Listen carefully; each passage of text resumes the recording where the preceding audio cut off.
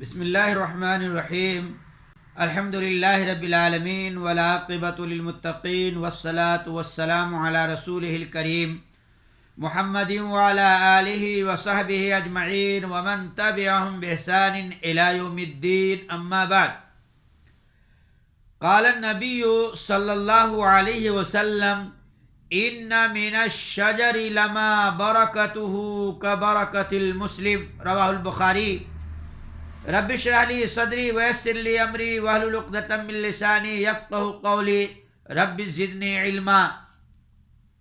میرے بزرگوں، دوستوں اور اسلامی بھائیوں اور بہنوں، السلام علیکم ورحمۃ اللہ وبرکاتہ۔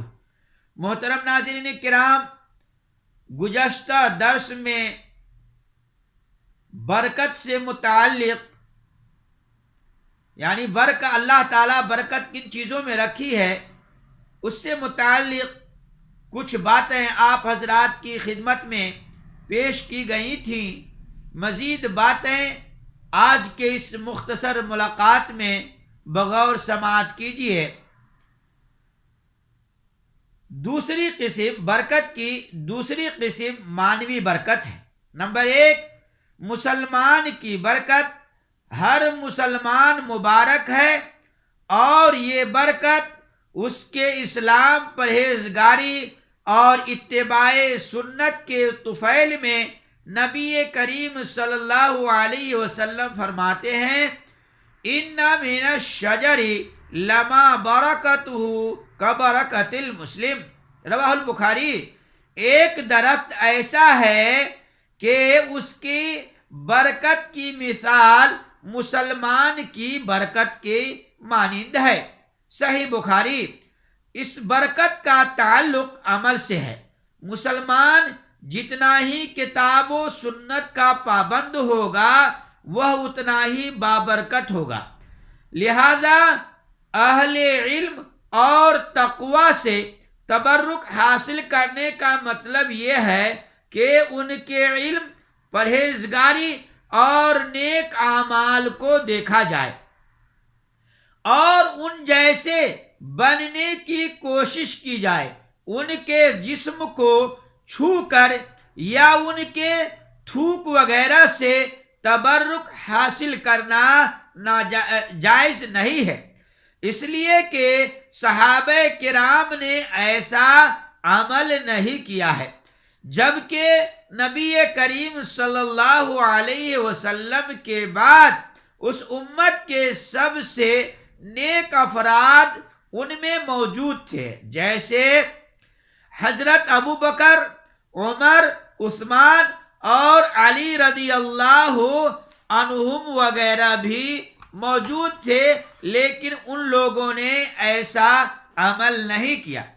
نمبر 2، بعض مقامات کی برکت جیسے خانہ کعبہ، مسجد اقصی کے اطراف اللہ تبارک و تعالی فرماتا ہے الذی بارکنا حولہ، سورہ الاسراء آیت نمبر 1، جس کے آس پاس ہم نے برکت دے رکھی ہے، لہذا یہ مقامات رہنے اور عبادات کے لیے بابرکت ہیں۔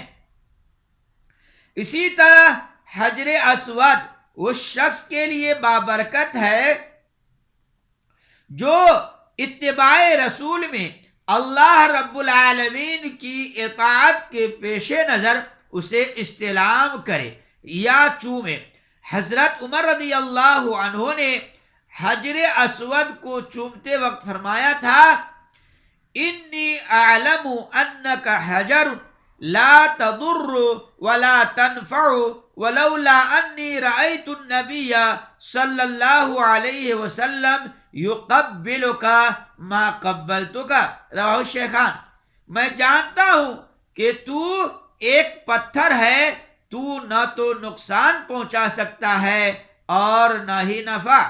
اگر میں نبی کریم صلی اللہ علیہ وسلم کو تجھے چومتے نہ دیکھا ہوتا تو میں تجھے ہرگز نہ چومتا۔ صحیح بخاری اور مسلم۔ نمبر 3، بعض اوقات کی برکت جیسے ماہ رمضان ذی الحجہ کے ابتدائی 10 دن. ان دنوں میں برکت کا مطلب یہ ہے کہ جو شخص ان دنوں میں اللہ تعالی کی اطاعت اور حصول ثواب کے لیے جد و جہد کرے گا تو اللہ تبارک و تعالی اسے وہ عظیم اجر دے گا جس کا حصول عام دنوں میں ممکن نہیں. نمبر 4، بعض درختوں کی برکت، جیسے کھجور کا درخت. نبی کریم صلی اللہ علیہ وسلم فرماتے ہیں ان من الشجر لما برکتہ کبرکت المسلم. ایک درخت ایسا ہے کہ اس کی برکت کی مثال مسلمان کی برکت کی مانند ہے. اس حدیث کو صحیح بخاری نے روایت کیا ہے، اور اس میں برکت کا مطلب یہ ہے کہ لوگ اس کے پھل، ڈالی اور پتوں سے بہت ہی فائدہ اٹھاتے ہیں. دوستو، ان ساری باتوں سے پتہ یہ چلا کہ اس وقت اللہ تبارک و تعالی نے اپنے نبی جناب محمد رسول اللہ صلی اللہ علیہ وسلم کے جسم اور ان کے بالوں میں بھی برکت رکھا تھا. لہذا صحابہ کرام وغیرہ ان کے بال اور جسم سے برکت حاصل کرتے تھے. اور اسی طرح جب نبی کریم صلی اللہ علیہ وسلم وضو کرتے تو صحابہ کرام ان کے وضو کا پانی لینے کے لیے ٹوٹ پڑتے تھے. لیکن اب جو ہے اللہ کے نبی صلی اللہ علیہ وسلم اس دنیا سے رحلت کر گئے، لیکن کوئی آدمی یہ دلیل بناتا ہے کہ کوئی عالم ہے، بزرگ پرہیزگار ہے، تو ان کے ہاتھ کو چوم کر کے یا ان کے وضو کا پانی لے کر کے برکت حاصل کریں تو یہ بالکل حرام ہے، ناجائز ہے. لہذا ایسی برکت حاصل کرنے سے بچیں. اللہ تعالیٰ سے دعا ہے کہ اللہ تعالیٰ مجھے بھی اور آپ تمام سامعین کو ان ساری باتوں پر سننے سے زیادہ عمل کرنے کی توفیق عطا فرمائے. آمین. وصلی اللہ علی نبینا محمد. والسلام علیکم ورحمۃ اللہ وبرکاتہ.